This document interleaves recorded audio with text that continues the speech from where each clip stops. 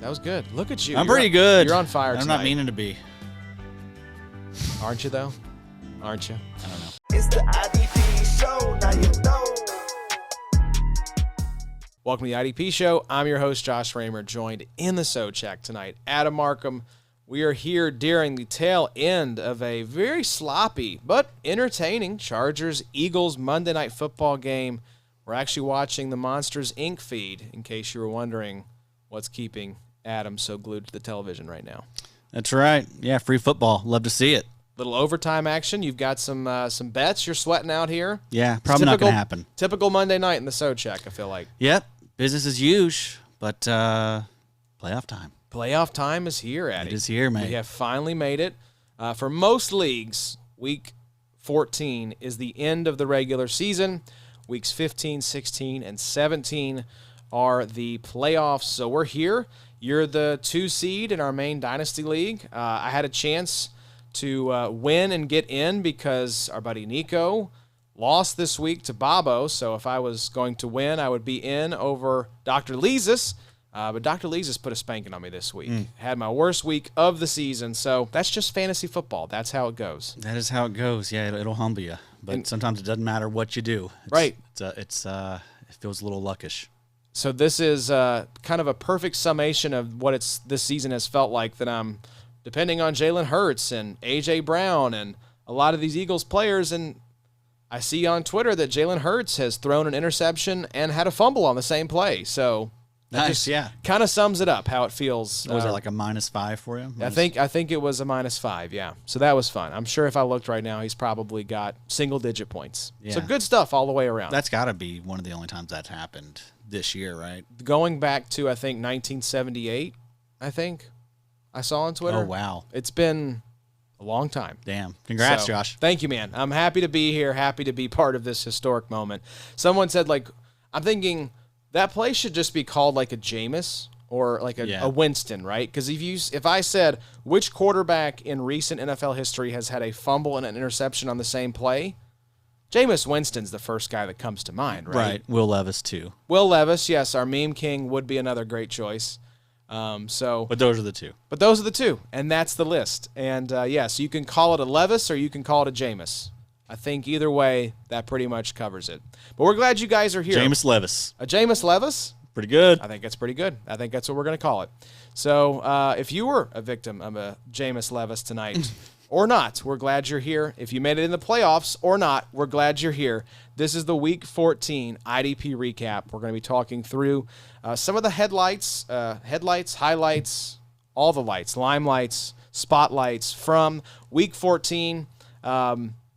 It was kind of a weird week. Al-Qadim Muhammad was the leading scorer on the week from the Detroit Lions. Yeah. Christian Benford was also in there. Rasul Douglas was number 5. Yeah, right. Just kind of an odd week for IDP. A weird one. And Muhammad was 38 points? Yeah. So that was the max. Right. We're just used to these, these 40, 50-point weeks. Myles Garrett got us a little out of whack right now, I think. A little bit out of whack. So, but the Al-Qadim Muhammad, what a year he's having, man. I mean, I know you don't know what weeks to start him, but I think this is 9.5 sacks for him now. So we always wanted an edge opposite Aiden Hutchinson. Turns out it was just former Colt Al-Qadim Muhammad. So, yeah, he's 29-30 now, I think. So, I mean, he's been around the block for a bit. Coming into his old man strength era, perhaps. There you go. I was just reading a tweet from Mike Chappelle, who covers the Colts on Twitter. If Riley Leonard is out, Brett Ripien would start at Seattle. Anthony Richardson on IR. Rookie tight end Tyler Warren is the emergency QB.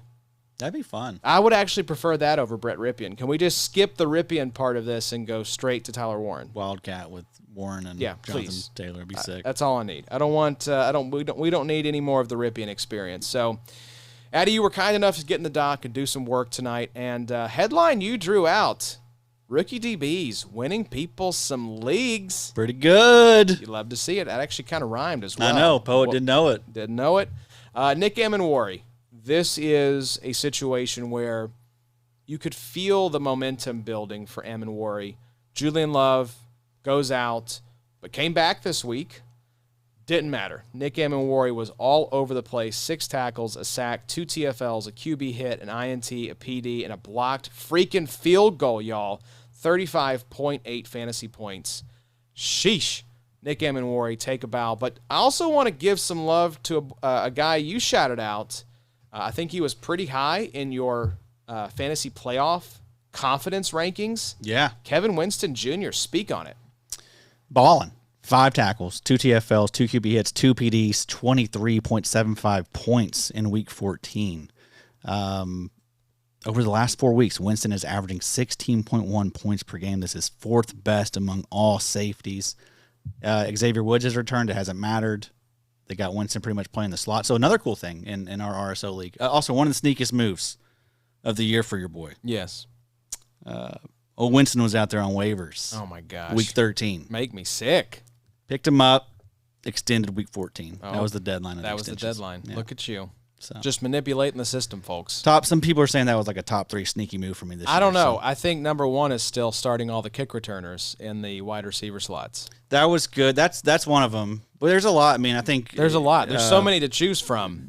Drafting Genty 101 after winning the ship, that was sneaky. So that's your top 3 right there, folks. Trading away. No, there's still another trading away Cashman, and then later in the season picking up Eric Wilson. That's how you do it, folks. Special stuff. Cash Daddy in a third for Josh Allen, who's now on a little bit of a sack hot streak as well. JHA. You love to see it. Pretty special, folks. Yeah, it's a pretty special season we're witnessing. Is he going to get his 3rd ring in our main Dynasty League? Streets talking. We got a chance. Got a chance. That's I'm all we glad can ask we for. don't have to play this week, that's for sure. Yes. Good week to always nice to have a bye. Sit things out. Hopefully you guys got yourself a bye out there too. It's just nice to have it. Just I still got other leagues that I'm going to worry about, but I'm mainly concerned about this league. That's right. I care about the most. But. It's the Big 3 Dynasty League. Yeah. Nick Emmanwori, your safety 1 now for Dynasty Addy. Yes, and unfortunately it comes on the heels. Man, that's actually pretty good right there. Of Brian Branch. Too soon, Eddie. That is I feel bad about that. Too soon. So I hope Brian Branch isn't watching. We love you, brother. We really do. You were DB1 for the past year for us, but with the Emmanwori balling like this, the draft capital he has, just now that we see this guy play, like he is a beast. Like this Seattle secondary is sick. It's filthy. Sick. I mean, so many playmakers. They get Julian Love back this week. They're talking about they're floating Reek Wallen in trades. Right. That must be nice to be in that type of situation. But exactly. Witherspoon had a baller week. You got Emmanwori going nuts. So, I mean, this is a great setup in Seattle. Probably the most fun secondary in the league.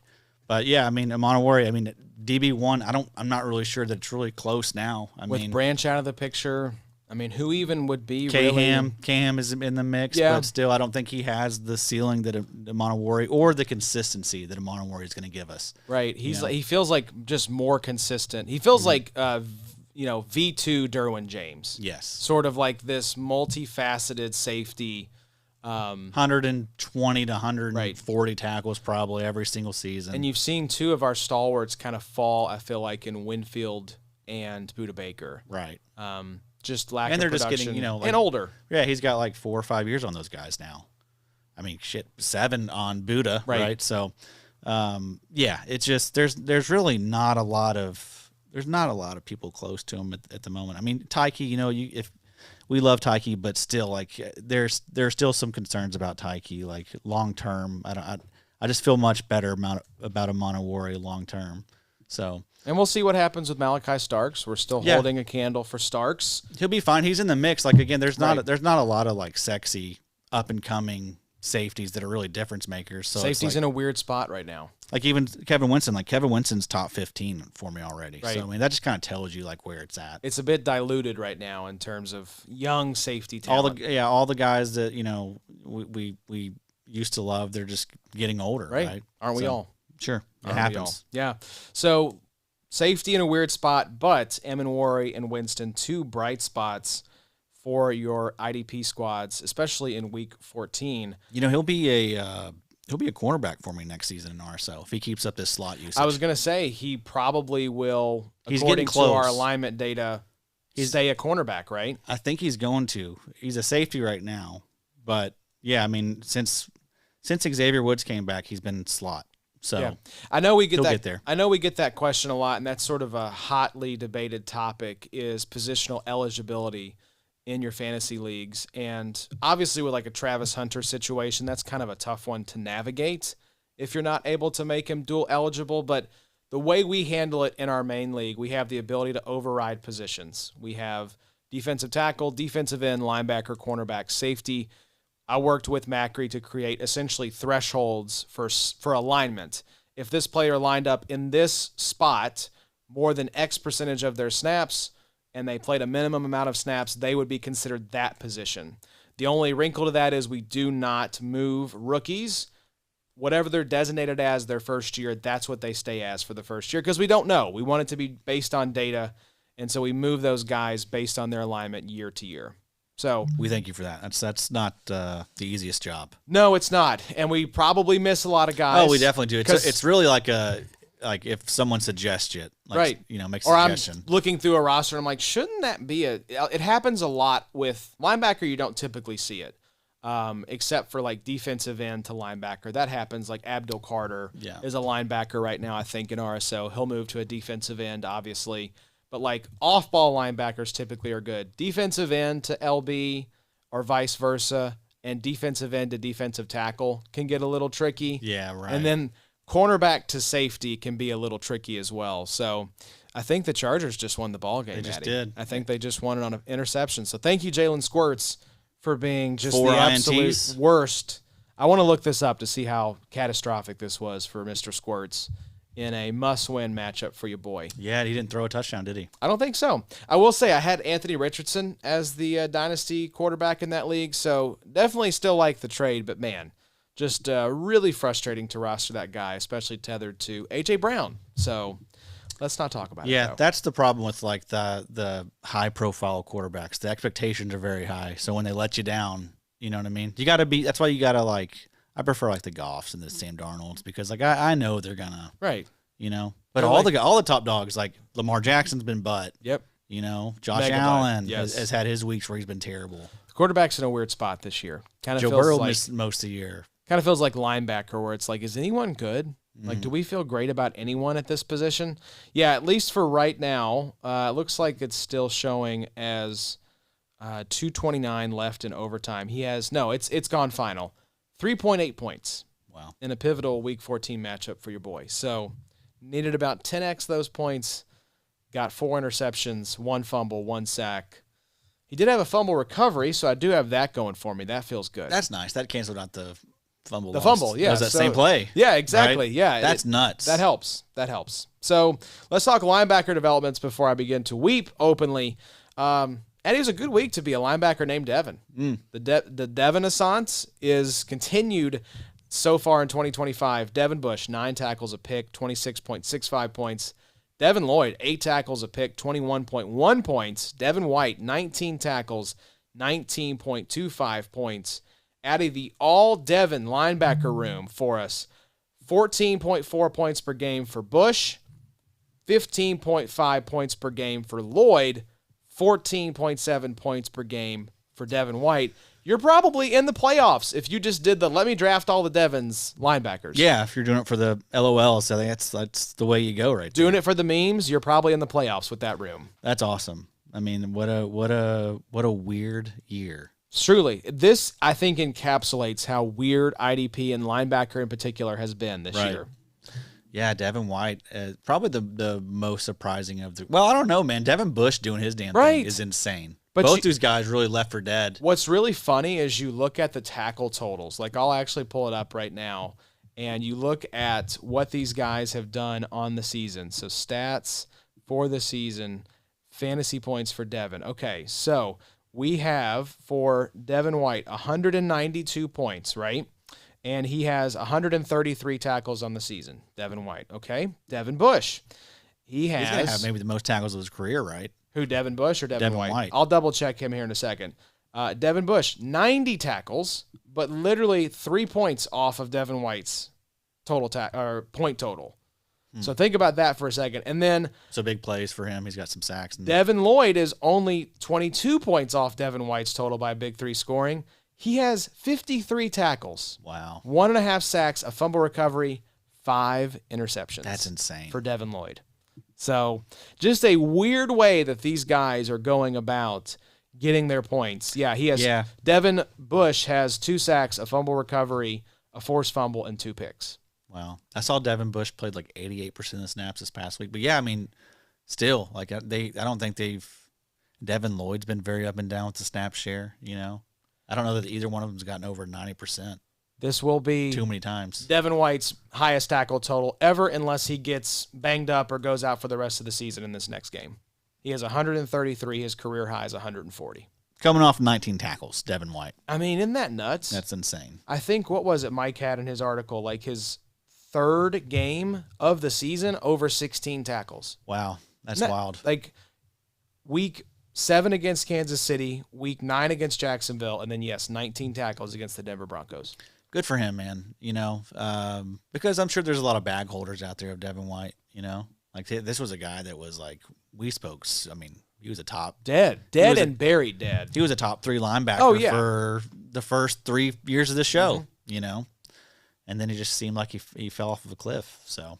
And now he's back. Yeah, and as good as ever. The lesson maybe is just like the sometimes tackles are better than ever, which is always really his right, issue. Right. Yeah, he wasn't a big tackle guy. He was more sort of a big play guy alongside like 8 or 9 sacks one of those years. Yeah, let's look and see what his career high in sacks, it looks like, is 9 sacks in 2020. 305 points he scored that year. It's nuts. By Big 3 scoring. Speaking of that type of stuff, I went back and looked again at J.J. Watt and some of his old dogs. Nuts. Crazy. We'll read them out at some point. Maybe in the show. Maybe not. It's kind of need to get out of here. Yeah, it is late. It is late. Maybe next week. But I'm doing some off-season episode planning. I want to talk some splits because we're going to have some data. So maybe we could talk some JJ Watt splits. I will say I think JJ's done a nice little job pivoting to the booth. I was giving him some flowers. I feel like he's already probably one of the top 2 or 3 kind of color guys in the game. Nice. I haven't gotten to hear him. He was on the Colts call, and I've heard him on a couple other games, and he's just, him and Iron Eagle are really, really good, dude. So, some of those guys are, man. Romo is unlistenable. I can't bad. do it. He's gotten so like frantic and frenzied and just like no analysis. It's just like kid on like 14 Mountain Dews type of energy. He's just playing golf probably the whole time. Yeah, he's showing up. Yeah, just showing up late, not doing any prep, just winging it essentially. Yeah. And you can do that when you're fresh out of the league, but you're 5 or 6 years out at this point. It just doesn't work anymore. Yeah, I'm sure. Like his predicting the plays, is that still something he does? I'm sure he's doing it still. I that got on my nerves immediately. Right. Everyone was like, look at him predicting the plays in like week 1 of his debut. I'm like, this is annoying. Yeah, like I don't know that I like this. So we're gonna get some Romo haters or some Romo lovers hating on us in the comments. Bring it on, not baby. A lot of those out there. I don't think so. Hey, a lot of C-Swesh lovers though. Oh boy. Let's give our boy some more flowers here. Since week 8, Schlesinger is averaging 18.8 points per game. This is what number amongst all LBs, Addy? Number 1. Numero uno, 71.2 overall PFF grade, 19th out of 58 qualifying linebackers. Eddie, I think it's pretty amazing that you have Jack Campbell right now as LB1. I think there's a strong case to be made that Schlesinger could be the dynasty LB1. We have Emmanwori as the safety one. Pretty crazy that we have 2 guys, one that is your number 1, one that's your number 2 from the same class. A class that we weren't necessarily like super excited about. Yeah, right. I mean, thank God, because Abdul Carter was the cream of the crop, right? And he's kind of looking like a big old bust. If he could make a meeting on time and get on the field, that'd be great. Bro. We can't be doing that stuff. I don't remember that happening. I mean, at any point for a guy drafted like that. That's some Jamarcus Russell stuff right there. Very wild. I mean, that's surprising. So you don't like that start to his career. But, yeah, I mean, C-Swesh seems like a locked and loaded top 10 linebacker for the next decade, man. Right. And same thing with Emmanwori, And I mean, with Emmanwori, it helps that there's not really like a lot of special types around him. But I mean, same thing with Schlesinger and like these linebackers. Again, like Jack Campbell and Schlesinger, both those guys are right next to each other. I think both the trade value is the exact same on both of them. So no arguments. Flip a coin. However you want it. I'm just giving Jack Campbell his flowers a little bit because that dude has been a stud. Absolute season, stud. So we wanted it to happen, and the ascension finally happened. yeah, That was one of my calls in D-Up that I got right. nice. Yeah, When all those Nick Bosa teams went down. Unfortunately, I was not in on Campbell this season. I was a little worried about Campbell. I was vocal about that on the pod, but it happens. You can't get them all right. Hey, the XFFL love that you've gotten here, the karma has balanced out in the universe. Yeah, I got to bring myself down a little bit. Yeah, exactly. You just got to stay humble. That's really, the world will humble you. Yeah. That's what it comes down to. Yeah. Is there a changing of the guard happening in Arizona, Addy? No snaps for Akeem Davis-Gaither in Week 14. Who was it out there getting the snaps then? Owen Popo. Popo? Up in the club? That's a fun name to say right there. I love that. 50% of the snaps for Popo. So, let's not get too crazy. But, I don't know. ADG, it seems like it might be over. That makes sense that changes are going to be happening within this team. Like, this is a team that is swirling. I think we mentioned the Cardinals as one of those teams, like the Raiders, that could be making some changes. Because we've been asked before, like, who should we target as maybe some younger players that could step in for tanking teams? And it usually, I feel like, tends to be the linebackers that get replaced. The kind of older, especially if they're banged up or underperforming, they'll get those guys out of there and, put the young guys in. That's why I'm kind of surprised it hasn't happened to Devin White yet. Yeah, right. That's why we're still, like, not really crowning him, because of that, just because of that concern. I think, like, that's a risk for all those teams that are going to be drafted in the top 10 next season. Right. So I just, assuming rational GMing, like, they should get those young guys out there, the guys that are a little buried on the depth chart, just to see what you got. But that's not always the case. So, and then ADG, it looks like has been benched possibly for Owen Papo, and I could not find any news about Mac Wilson returning off of IR. Yeah. He is eligible to return literally the day of the Week 15 game. I think they play the 49ers maybe, or no, the Texans. They play the Texans Week 15. He is eligible to come off IR. So watch the practice reports this week. Maybe Mac Wilson pops up. Yeah. I went back and searched, could not find a mention of it outside of him going on IR 3 weeks ago. So, Cody Simon's safe for at least another week. Yep. And then Week 16, like, I don't know. I feel like there's not going to be a lot of people in that situation to choose between those two. Hopefully not. But hopefully not. Probably not going to – you're not going to risk that. Don't risk that. Yeah. We don't know how that's going to shake out. It's a bad team with, like, a lot of compounding factors, like injuries, underperformance, young guys, coaches on the hot seat. I do feel like Cody Simon should hang on to that job. He's the one I feel most confident about, but it's like a 6 out of 10 confidence. Right. If Wilson comes back in the mix, because he was fine. He was solid. Yeah. And they may want to keep that guy around, like they may re-sign him. I don't know what type of – he might have been on a 2-year deal. Or maybe is this the second year he's been there? I think this might be the last year. This is, I think, the last year that he's been there. Remember, he had the wrap to open the year. We like that a lot. I did like that a lot. Let's look at his contract here, just so we can give you all a dynasty outlook as well. So Mac Wilson is he has one more year after this with the Cardinals. So, yes, it is looks like they could save some money. They could save about $3.7 million if they cut him loose, but he's scheduled to be a free agent in 2027. Okay. So well, they just may keep him around like that. He's someone that they might play again and give him a normal workload. So yeah, he signed a 3-year, $12.75 million contract with Arizona in March of 24. So 24, 25, and then 26 will be the last year of that deal. He was great this year too, though. So let's talk about Eagles, and we can actually pull it up here from this game that just wrapped up. What's been going on with Jahad Campbell now that Nakobe Dean is fully back up to speed, Addy? He's just not playing. Played 0% of the snaps in Week 13. This was down from the 15% he played in Week 12. So I don't know what he played tonight, but Nakobe Dean was all over the field. So I'd imagine it was probably something like sub 30% again, but. Man, Nakobe Dean hooping again tonight. He has been on a heater since he came back to full strength. He's crushing it. 23 points in Week 10, 15, 15, 15, 24 points tonight. Yeah, he's a guy that just keeps climbing up in the dynasty ranks. I mean, I'd imagine he's inside the top 10 now. Let me look. Let's see if Mac. I've been doing some updating, folks. You have. Like per usual. You had an update today, I saw. So if you're a paid supporter over at the IDPshow.com, Addy's ranks fresh coat of paint just today. He's LB10, and he'll probably be higher than that. With how well he played today. And I mean, he's gonna probably be the highest paid linebacker on the market this offseason, I would think. I think Philadelphia brings him back.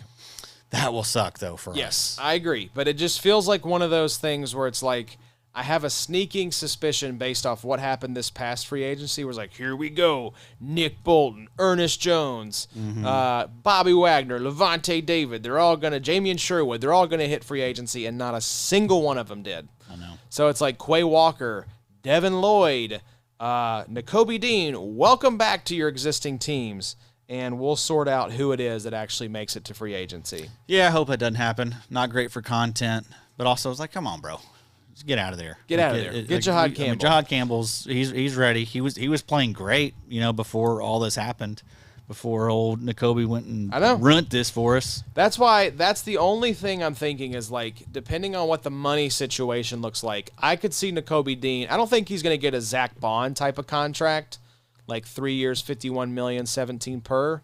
But I could see him getting 12 to 14, somewhere in that range. Like a 3-year, $36 million deal, something like that. I think could be on the table. Yeah, I just think he could probably fetch more than that. So I think that, like, Philadelphia's kind of in a situation like where it feels like things are a bit tight for them. They've got a lot of money invested in. Got to pay Jalen Carter at some point. Right, You've got exactly. Those 2 big wide receivers and Jalen Hurts contracts. Those cornerbacks are going to be wanting some money at some Zach point. Bond is paid. So my only hesitation with Dean in terms of getting the bag is the injury history. Yes, right, exactly. I think that was what will knock him down off of that Bond tier to like somewhere in the $12 to $14 million range. Right. I think he'll be north of 10 per year. So I agree. I do think a team like Philly knows, obviously they've gone through that and had to deal with that. So they probably will be less likely to throw a bag at him. Right, because they know. Right.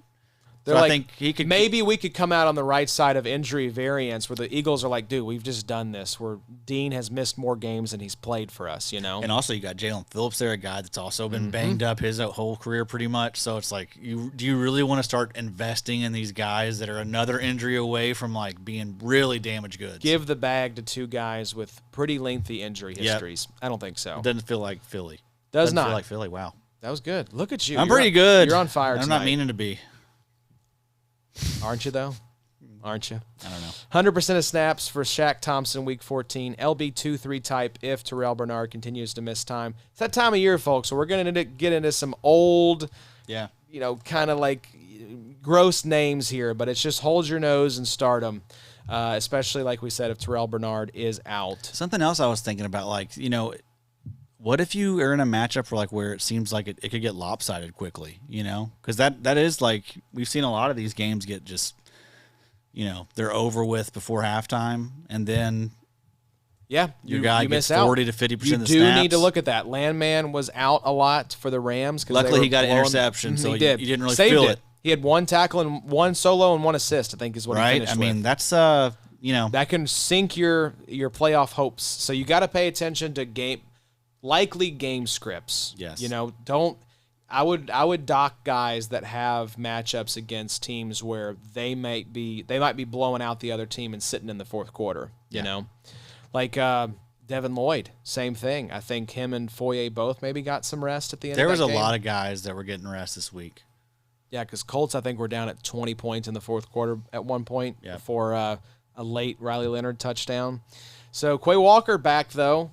And back to his full-time role alongside Edgerrin Cooper, 100% of snaps. McDuffie, we wonder what was going to happen there. McDuffie back to a rotational role, 51% of snaps.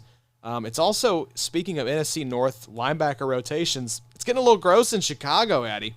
DeMarco Jackson, your 100% of snap linebacker, even with TJ Edwards and Noah Sewell both returning, 62% for TJ Edwards, 1% of snaps for Noah Sewell.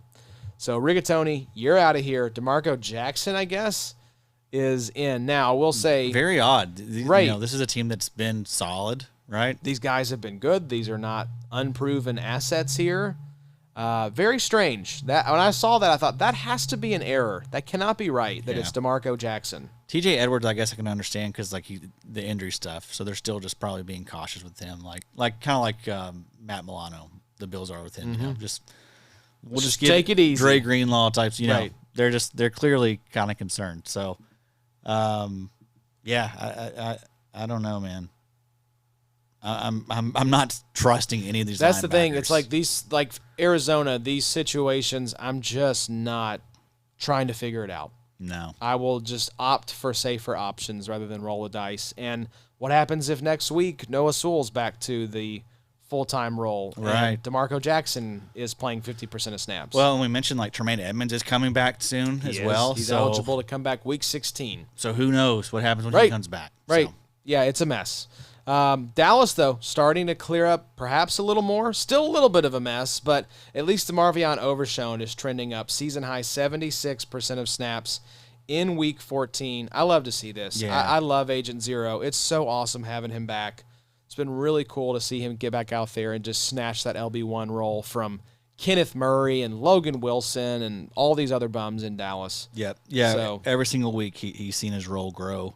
So, yeah, I'd imagine like the big plays are going to start to come too once he feels more and more comfortable. It's just a lot of probably just filling things out right now for DeMarvion. But man, the fact that he's out here doing this after that was a horrific knee injury. Right. Second one he's had. Yep. 5 tackles, 6 tackles, 7 tackles his last 3 games. Yeah. So, and he was a stud before he got hurt last season. So. Hope he returns that form. Just hopefully he stays healthy here. Like we just want to see him just finish this year healthy. Just finish the year healthy. And then like wills up for 2026. Love that. He will be a huge dynasty riser, I feel like. Absolutely. If he can finish the season healthy. So speaking of a guy we had some hope for that is trending in the wrong direction, Jalen Carley's returned. Complete non-factor, just 3% of snaps, 92% for Pratt, 100% for Franklin. We will never forget the hope that the 2025 offseason brought for Jalen Carley's, though, Addy. We can always hold on to that. It was a special time. It was. I got a few tweets off probably about Carley's, so I made the most of it. No regrets. We lived, laughed, and loved for that brief, 2-month stretch where it was fun. Jalen Carley's appeared to be the LB2 in waiting. And we had that candle lit, like even throughout the season, I mean, really once they brought Pratt back, it felt like it kind of closed the door. Yeah. And those guys have been awful. Like, our linebackers are so bad. I know. Both of these guys I was stink. watching them just take horrible angles. Right. They're just so slow. They look like they're just got a piano on their back. I mean. But they're vets and they can tackle. All right, so the leaders in the locker room. I'm so ready for Zaire to be out of there. I'm so ready. We just need a reset.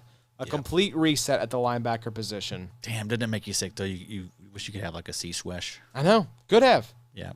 Who'd we take this first and that's what's going to happen. We're going to start seeing a lot of these teams are going to start overdrafting these linebackers again, reaching for the next Campbell or Schlesinger, but it's like these guys are freaking rare, man. Yep. So, be careful out there, GMs. Well, we know that Ballard is not afraid to take some risk, although he did just trade 2 firsts for Sauce Gardner, and now he's looking at the possibility of signing Phillip Rivers, who's 44 years old. Yeah, you guys. Life comes at you fast. We're screwed. We're in a bad spot. We haven't even talked about that. I'm sorry. It's just one of those things Sunday where it's like we're used to it at this point, egg on your face with the Anthony Richards situation. We'll see what happens there next season with him. But like Matt Ryan, the corpse of Matt Ryan getting floated out there as like this team has Super Bowl aspirations, and just unwatchable by like mid-October. I mean, Carson Wentz, his goofy ass in there, playing on 2 sprained ankles. The only good thing we did was bring in Phillip Rivers, and then we shoved him out the door to go get Carson Wentz. So ever since Luck retired, we're just kind of used to it at this point. You're going to make things right. Bring him home. Yes, sir. I think that was legit 3 or 4 kids ago that he was on our team for the 2020-2021 He's a grandfather season. now. He really is. Like, we're not joking. Yeah. When you have 11 kids, I guess you do, even at 44, have one that is probably old 20s. enough to have their own kid at this point. So, congrats. I'm all for it. Connor and I are both like, hell yeah, let's do it. Oh, why not? If it's Brett Ripien or Tyler Warren running the Wildcat, let's make it happen. Yeah. Let's make it happen. Let's go DL recap, though, Addy. Myles Garrett, sack record watch. He got another one in Week 14. It felt like a week where maybe he was going to get 3 or 4, but the Titans played well, actually knocked the Browns off. Congrats to Shedeur Sanders on being named the starting quarterback. That's fun. I'm more interested in that team now. Yeah, for sure. Like, he balled fantasy point-wise. I understand he's brash and, swaggy, and, like, the old uptight boomer whites don't like this guy because, he's got some swag. But if I'm a They're Cleveland racist, fan, probably. right, exactly. We know what's going on here. Right. But if I'm a Browns fan, I am much more excited now than I was with Joe Flacco, Dylan Gabriel, like all these schmucks under center. Like, you're at least excited to turn on and see what Shedeur is doing. I'm not saying he's your quarterback of the future, but I'm much more interested in the Browns the last 4 games of the season. Dude, definitely. And they have Harold Fannin Jr.'s a stud. Mm-hmm. Quinshon Judkins is good. Right. C-Swesh, Myles Garrett. So then they got some fun pieces. I think we'll see. Them and the Saints kind of feel like 2 situations where are these quarterbacks potentially playing themselves into starting jobs for 2 teams that will probably be picking in the top 5. Yeah, that'll be interesting to see how that all shakes out. Because this quarterback class, from what I understand, is no great shakes. So, especially if Arch Manning decides to go back to school. I'd imagine they'll just roll with Shedeur. Why not? For at least a year. Right. See how it goes. Then and everything. dip your toe back in 2027. Yeah. So Myles Garrett, though, he has 4 games to go. He's at 20 sacks. So he needs, 3 sacks to break the record, right? Yeah. Let's pull up the sketch. So I would say over-under at this point, if we're talking 4 more games, over-under 24.5 sacks. I'd go over. I think I would, too. 25 just feels like the right number, right? Yeah, I think so. I think he's going to get 5 in 4 games. Let's see who they're playing. They get the Bears. That's good. Yep. Caleb will take some this sacks. Is nice. He's definitely getting 25. Bears, Bills, who you never know what team you're going to get with them. Right. Steelers. Oh yeah. 43-year-old Aaron Rodgers back there. Hopefully his ass off. Hopefully Rodgers gets banged up or something. He was Mason Rudolph. He was dealing this Sunday though. That was wild. He was. See them knock off the Ravens like that. Yeah, they're first in the division against all odds. So Steelers week 17, then Bengals week 18. Yeah, that's juicy. I like that a lot. He's getting it, I think. I think so. Sound off in the comments if you think Myles Garrett is getting to. What are you saying? 25? I think 25. That's right. I'm going if the over under is 24.5, I'll take the over. Yeah. So 5 in the next 4. 5 in the next 4. Let's I do think it. So. I love this. Definitely getting 3 in the next 4. Right. Right. We're getting the sack record is going to fall. Like there's no way this is not happening. Fantasy playoffs. I just love when this time of year comes around because we have our annual heroes kind of step into the fold. Caden Ellis, we know what you're about to do for us, and we thank you for that. Another beloved fantasy playoff hero, though, it's Zach Sealer season, Addy. Talk to us about Zach Sealer season now that the fantasy playoffs are here. Yeah, this was actually just outside the top 5 of sneakiest moves I made. I picked up Zach Sealer this week, guys. So I hate you so much. But also, keep in mind, I had Zach Sealer to start the season, and he was garbage. He was butt. The first 10 weeks. He was just saving up. You know this. He's like a bear in hibernation. I remembered. I didn't forget. So, yeah, this week, 4 tackles, 2.5 sacks, 26.9 points in Big 3 scoring. And we should see this coming, guys. I mean, 2024, weeks 14 through 18. 17.5 points per game for Zach Sealer. In 2023, weeks 14 through 18, he averaged 19.6. That is insane. And here's the funny part too, is that you can sit here and say, oh, well, what does Zach Sealer, really have to play for on the Miami Dolphins? They're technically still in the hunt for the playoffs. Yeah. That feels insane, but they have the same record as the Kansas City Chiefs. Yeah. So that's wild. I think, and they've been playing okay, playing inspired ball at least. I don't think this is a situation where you let Mike McDaniel go because he's lost the locker room. This team is still playing hard. Oh, and they just re-signed Sealer this offseason. Right. It was like 3 years. It was like a nice amount of money, I think. Yeah, I'll look it up here. But yeah, it's one of those situations where not always do these guys have something to play for this late in the season. Mm-hmm. The Dolphins don't seem like a team that does, but they sneaky do. They do. Yeah, 3 year, $64 million contract. Damn, with the Dolphins. So in his dude got paid. So it don't matter. He ain't shutting it down. He's gonna no way. And he's gonna want to make right with that contract. Look at that. He signed a 3-year, $31 million contract extension in 2023. 2 years later, this was back in August of this year, a 3-year, $64 million extension. The Dolphins love them some Zach Sealer. Well, hey, I love me some Sealer around this time of year, so let's hope he keeps it up. Off to a great start again, 26.9 points. Could be out there on waivers for a lot of folks. Oh, he definitely is. So go check your waiver wire, and if Sealer's out there, throw some fab. And for me, man, and I'd say for most people, defensive tackle has been a nightmare. It's so bad this right season. now. I've gone through Dexter Lawrence. I don't know if he still is in the league, but like that dude has done nothing. He retired. Nothing this year. I've tried Jervon Dexter for a bit. That was my favorite position probably this year for my squad because I traded Jalen Carter to Macri. Ed Oliver comes in, has an amazing game, immediately goes on IR. So that was fun. So I'm juggling Chris Jones and Byron Murphy of the Seahawks. And That's I'm nice. like, I love the thing where you never pick the right player week to week. You are in that. This week it was Byron Murphy, 2.75 points. I think Chris Jones had 22 points. Yeah, best game of the year. On the bench. So it's just you're never going to pick right with defensive tackle. Yeah, it's been tough. It's always tough, but it feels like it's been a bad year to stream them. Oh yes, but it's been a bad year just for in general with them. Like there hasn't been really anyone that have stood out this year. Yeah, Leonard Williams I feel like has played Simmons, well, but and Simmons, those are really the two that are. Zach Allen. Let's give Allen's Zach been Allen great, some for sure. flowers, but it's still like DeForest Buckner would have been in that mix. It's right? like cornerback. Like it really is a roller coaster week to week. But coming on here down the stretch, Atlanta Falcons, Addy, James Pierce Jr., 5 straight games with a sack. He now has 6 on the season. That is the most amongst all rookies. Second is his teammate, Jalen Walker. The Falcons have a lot of issues. Their quarterback just blew his ACL again, so they got to figure that situation out. Are they going to keep the head coach, Raheem Morris? But I don't think edge rusher is a problem. And if you invest multiple first-round picks, 3 first-round picks essentially in your edge rushers from this past draft, you better hit on both of them. And it seems like the Falcons have done that. Yep, I think so. I mean, both these guys are just super, super young. I'm pretty sure Pierce is like 21 or 22. Same thing with Jalen Walker. So, yeah, these guys are going to be pretty good, I think. I mean, you love to see that they're already doing this, in year one. Also, like both these guys were like considered projects. So, and also like the snap shares really haven't been too great for them either. So, yeah, weren't they playing like Zach Harrison character there Right. above them? Arnold Ebiketie still in the mix. But Pierce still like I don't think he's gotten over 60% yet. Let's look and see what I'm curious the snaps on the season for the Falcons edge rushers.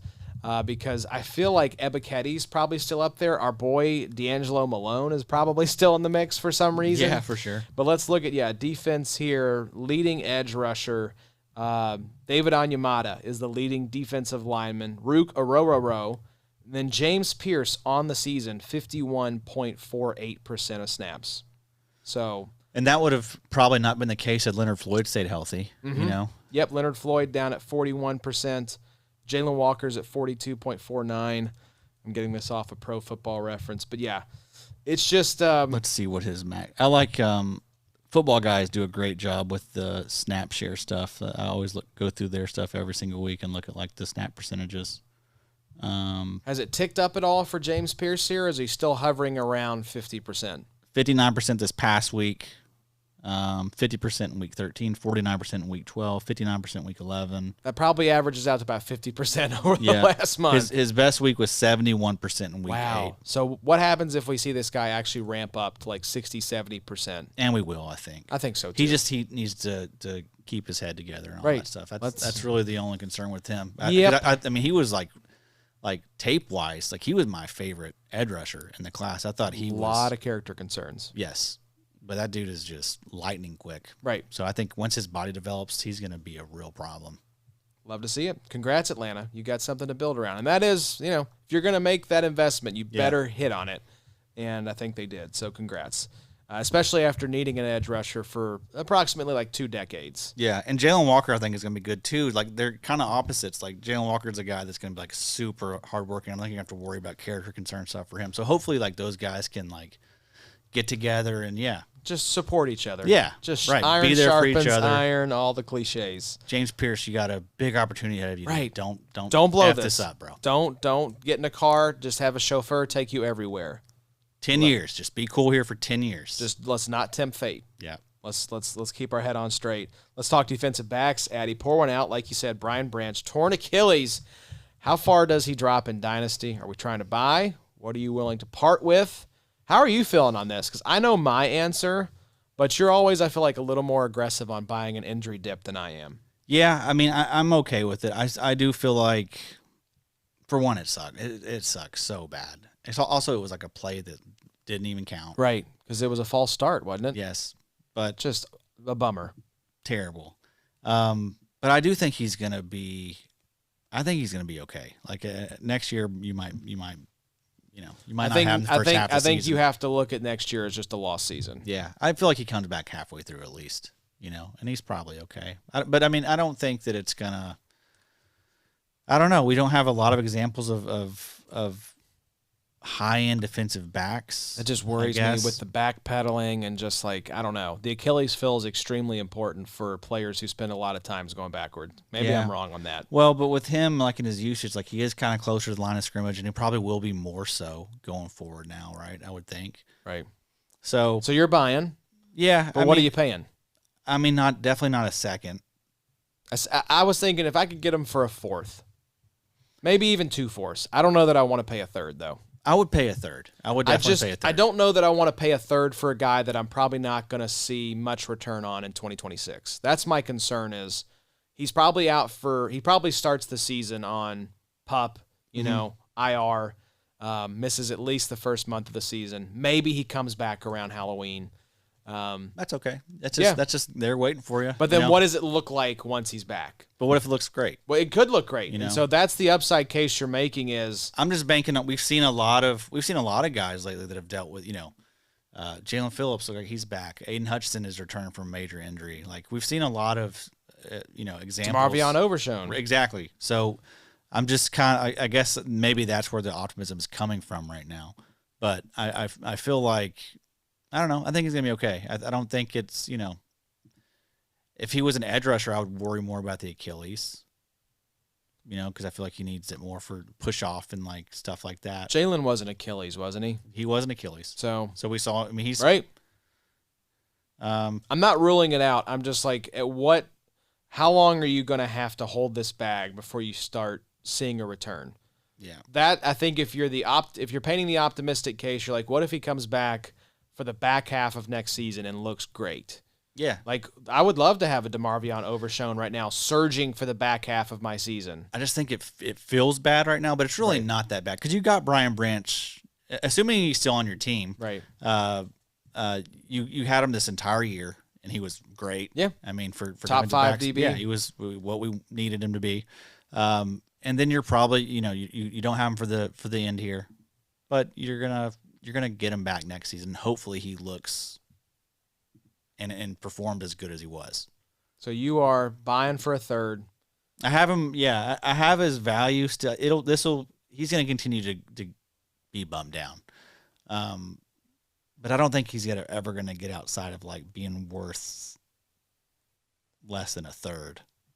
Because I do think I think he's going to bounce back to like being worth a second. So I think it's a great time to buy him. If you can get him for a fourth, yeah, that's just kind of stupid. Like just hold on to that guy. Right. What are you selling for? If someone comes offering you a third, are you cashing out or just holding them? No, I'll hold him. You hold him. So if someone came and gave me a second. So if you're holding Branch right now, you're probably just holding them. Yeah, I think that's just because you're not going to get a second and you're not selling for a third. Yeah. Right. So, yeah, I mean, it's all like the IDP market is always like so suppressed anyway. Right. Like that's why I'm saying a fourth because I feel like you just bump it down around with DB. But I would rather just keep this dude. Like I'm not gonna I'm not chasing fourths. Like I don't care.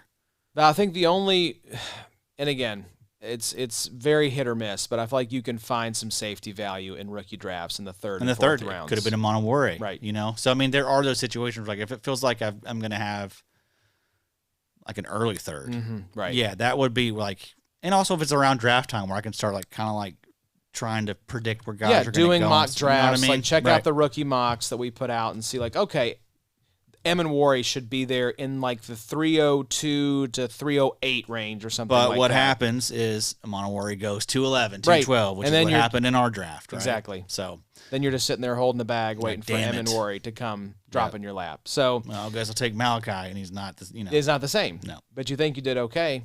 Yeah, Brian Branch sitting as safety 5. It was... So it's just Branch is one of those types, right? Like where I'm willing to buy. There's not a lot of defensive backs that I don't even care. Like I don't care about them, Right. But I do feel like he is a actual difference maker, and I don't think that's going to change. Like he's still going to be fine. Again, a lot of what makes that dude Brian Branch is the mentals and the heart. a dog. Drop it in the comments if you are going after Brian Branch, if you've acquired Brian Branch, and if so, what did you pay? Great time I'm to do it. genuinely curious to see what some of our listeners might be able to get. I mean, I don't think Brian Branch anyone's for. going out and paying a second, but I wouldn't turn up my nose at that. Like I do think that guy's I think he's gonna bounce back. I'm betting on the bounce back. What would you send player wise? Like if you were like, let me send a DB to see if I could get some Brian Branch right now. Would you send Malachi Starks straight up for Brian Branch? Yeah, probably so. Okay. Antoine Winfield, like most of them, like Buda Baker straight up for Brian Branch right now? Yep, for sure. Okay. Buda Baker is going to be 30. Especially if you can flip some of these like playoff performers, like that may be the move is like, oh my gosh, my playoff team just lost Brian Branch. Can you send that guy a Geno Stone or a Kevin Byard? Yeah, I mean any of these guys. Yeah, for sure. That really is the move. Because I would do that especially if you're out of it.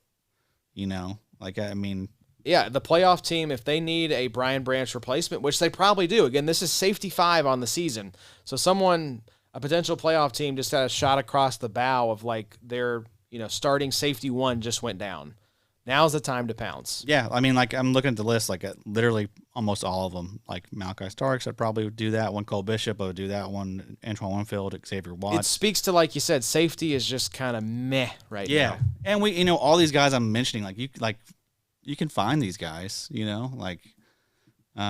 yeah, a lot of these Xavier guys. Watts, Yeah. Kevin Winston, like those guys were on a lot of waiver wires After rookie drafts, Yeah. especially. So let's talk about, though, a guy who, this is, again, why you shouldn't overvalue DB. I was able to pick him up this week. You mentioned picking up Kevin Winston. Was able to pick up Chauncey Gardner-Johnson, making things happen. Kyler Gordon being back did not matter.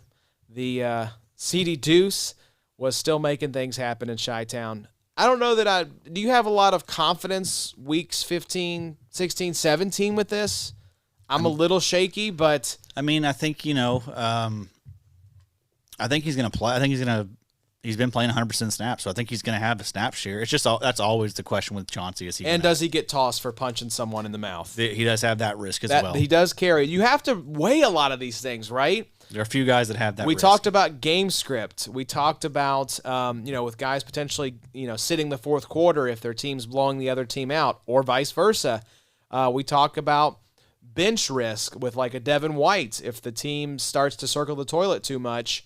And then, there's also the knucklehead risk of like Jalen Carter would be on this list of like, could this guy just get ejected for doing something dumb? Yep. Azeez Al-Shaair, another guy I'd be worried about, potentially getting tossed. So you do have to weigh this stuff. Great video that we just had go live on the channel, y'all. Make sure you check it out from Justin Varnes over at Fantasy Points. I think we teased it actually on the video that we did with Justin last week. And thank you all for checking that out. That was our most popular episode in a while. We will have Mr. Varnes back on. Justin Varnes season. Very good at what he does. Calling it. Yeah, the Nickel Report is back on the YouTubes. He was looking at the unicorns for your cornerback safety spot. So make sure you check out that video. One of the guys he mentioned, Jeremy Chin, on fire. 28 tackles over his last 2 games. I do this thing when I make the IDP bets thumbnail every week, Addy. I just sort by tackles from the previous week to pick out who's going to get featured on the thumbnail. Because, again, we have to make that before the lines are out. So it's just like, who can I show some love to that balled out in the tackle department last week? And it was Jeremy Chin that made the Week 14 IDP Bets thumbnail. So he's crushing it, man. What a world. Yeah, and he was a guy that started off slow for us. But, he was like, we knew this was in him. Like, the usage, everything was ideal for Jeremy Chin. you just had to, like we talked about last week, to trust the process with Jeremy Chin. He was a trust the process guy, and now you're seeing what he can do, and he's doing it for you when it matters. So that's what it's all about. Any surprise that, Las Vegas Raiders Jeremy Chin would lead all IDPs in tackles last week? Who was the leader this week, Adam? Yeah, Devin White. Devin White, Las Vegas Raiders leading the all IDPs in tackles. Something going on there. Something in the water. Yeah, 17 tackles for Jeremy Chin in week 13. 19 tackles for Devin White. Who was it in week 12? If it was another Raider, I'm going to lose my mind. No, it was Jermaine Pratt, so that makes me happy. Former Raider. What is going on there? It's just a bad defense. That's what it is. And a bad offense. Just a bad team. That's right. Tackles don't equal good, folks. Remember. That is right. Don't get out over your skis. Look at those 3 names that we just mentioned. Tyke Smith. Addy, I'll just give you the floor for this one. What's going on with Tyke Smith? He just might be a big old fat bust. We're talking about big old bust for he's in his consistency king, Tyke Smith? He's in his bust season. Oh, no. Yep. Not his bust era. Yep, at the worst time. Oh, my gosh. Yeah, back-to-back games under 5 points. Yeesh. Now, he did enter concussion protocol. He cleared this, but he also had a stinger in this game, so he just played 53% of the snaps. But, yeah, I mean, this is, it's kind of hard to... It's not the time for this, Tyke. We don't have time for this shit, damn it. We don't. We really don't. I mean, it's tough. And also, like, there are guys that are out there that are doing well, like a Kevin Winston Jr. right now. If I have a Kevin Winston Jr., I'm probably playing him over Tyke. That's ballsy. Right. But, I mean... Hopefully you're in a 2-safety league where you can just start them both. When you're coming out of the concussion protocol, which to me that means he probably got a concussion. Right. They were just like, his eyes are spinning in his head like a cartoon character. It's like, I think he's fine. Same thing with T. Higgins. You see that? T. Higgins. Oh, my gosh. He went in the protocol, but, he passed it. And then after the game, he's back in it. Right. No, so that just means he was in it the whole time, guys. Yeah. Good Lord, y'all. You feel like, is there a gun to the back of these heads of, like, the independent neurologist? Like, he's fine. Put him back in the game. It's a must-win game for Cincy. Right. So... Not surprised to see that happen. But yeah, so I mean, I'm in a spot where I have Tyke. I'm in every spot where I have Tyke. Every league you have Tyke, Tyke, right? Literally in every league. So I mean, I'm in a spot in most of the leagues where I'm like, my defensive back rooms. That would be a fun flex for me to just go through some of these lineup sometime. No more bragging for you. I'd love to do it if we can fit in some time one of these episodes. I'll see if I can fit it into the calendar, but probably not going to have time for it. So like I'm in a spot like where I can will definitely get Tyke out of the lineup because we're fine, we're deep. But I mean, yeah, this is not ideal. Like if you have better options, I would play those options. Right, and the you mentioned Winston. I'm trying to find. He's a bona fide stud. That I did see. There was a comment a few weeks ago about who's the next Tyke Smith, and someone commented Winston. That is probably the next Tyke Smith. Absolutely, yeah. He's going to be a stud next season. And here's the reason I think you're not crazy to say that you're starting Winston over Tyke for the fantasy playoffs. Tennessee Titans, the number 1 team for average tackle opportunities per game, given up to the safety position. Shout out John Macri for that one. Number 1.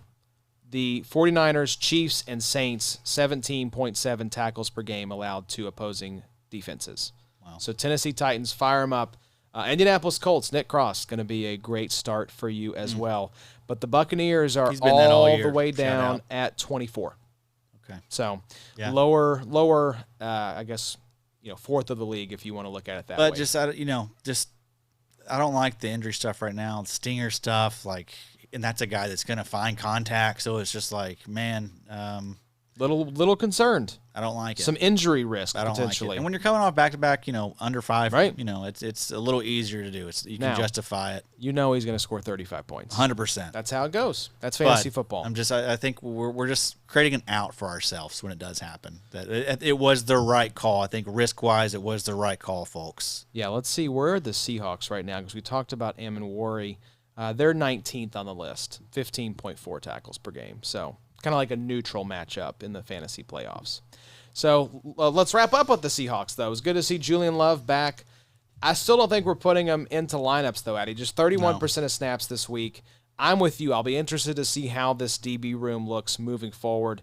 I think he is going to get eased back in. Ty Okada played well, though, and 69% of snaps this week with Julian Love back. But this feels like a situation where Julian Love's getting that job back once he's fully up to health. I think so. Yeah. Yeah, a lot of cooks in that kitchen in that defensive back room, but a good problem to have for Seattle. But yeah, I mean, what a fun team! What a fun group, man! They just keep getting awesome guys there. I know, and it's Mike McDonald. That was what always made me excited with Emmanwori landing in Seattle. It's like, oh, this is the guy who was the Ravens DC when Kyle Hamilton was lighting the world on fire, and we just gave him a second, generation Kyle Hamilton in Seattle to go with all the other 6 safeties they have back there. Yeah, really a better Kyle Hamilton. As far for IDP, just because like that dude is just what you look for. Wasn't he 100? Wasn't he a 10 RAS? Yeah. Now Hamilton was up there as well. I think he was in the high 9s, wasn't he? But Emmanwori just seems to be. He's a mutant, right? And he's just also like a little bit more aggressive, I think. And I think we're gonna like the deployment a little bit better for Emmanwori. And that's Seattle, like all those guys around him. Just that's just a fun group of dudes, and like you can see those guys like they get really excited for each other, with each other. So they're fired up, man. I mean, they got a chance to win a Super Bowl. I really would put them probably as the number 2 seed right now in the pecking order of the NFC behind the Rams. Yeah, I think the Packers are up there as well. Those are the 3 teams I think can win the Super Bowl from the NFC. And that is the worst matchup for Seattle, the Rams. Mm-hmm.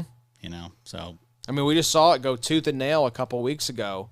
But Darnold was trash. Oh, yeah. And he was trash last year against the Rams. Yes. Rams just they own him in Darnold's head 0-3 for real right now, I think, in the past 3. And they've been all Darnold probably has like 10 combined sacks and like 20 probably like 8 to 10 interceptions, like 20 sacks, truly, in those 3 matchups. He does. So it's really rough. I wanted to look at Emmanwori's usage. This is from they have in Macri's IDP report Emmanwori listed as a cornerback because he is playing 50% slot snaps. Now that is going to be filthy if we're able to label Emmanwori as a cornerback based on his usage, because he's essentially the slot defender. I don't want to call him the slot cornerback because that feels weird to say about a guy that's built like that. Yeah. So, just slot defender Nick Emmanwori. Yeah. So awesome player. Awesome player. Well, there you go, folks. Week 14 recap in the books. We will have a recap of Week 15 and 16 for you all, and then to wrap up after Week 17. Hopefully, we're all celebrating titles if you're watching or listening to this. And we will celebrate, kind of look back on the year that was with our annual, I think this is maybe our 4th or 5th annual IDP MVP episode. So look forward to that after Week 17. We've got a great lineup of guests for you all. Now that the playoffs are here over on the after show, we got Mike Wohlert, the Green Dot King this week. We have Shane Hallam from Draft Sharks going to be on Week 16, and then Week 17 we have PFF's finest, John Macri, for you all, breaking down the matchups and all the good stuff that you need to win Weeks 15, 16, and 17. So it's an exciting time, Addy. Let's go win some rings, baby. Special group. I do love, if you're in D-Up, go look at, I love looking at the D-Up leaderboard. Just a lot of familiar names on that list. A lot of good hearts. Love to see it. No coincidence. No coincidence. I'll say that. In the ranks. All of them in the ranks for sure. As we know. Sure. Don't forget to tip your ranker. Don't forget to tip your ranker. 5 stars, please. Well, thank you all for tuning in. Hopefully you got some playoffs to plan for, but if not, come back next week and we'll keep you up to date on all the happenings in the IDP world. But until then, y'all enjoy the football. It's the IDP show, now you know.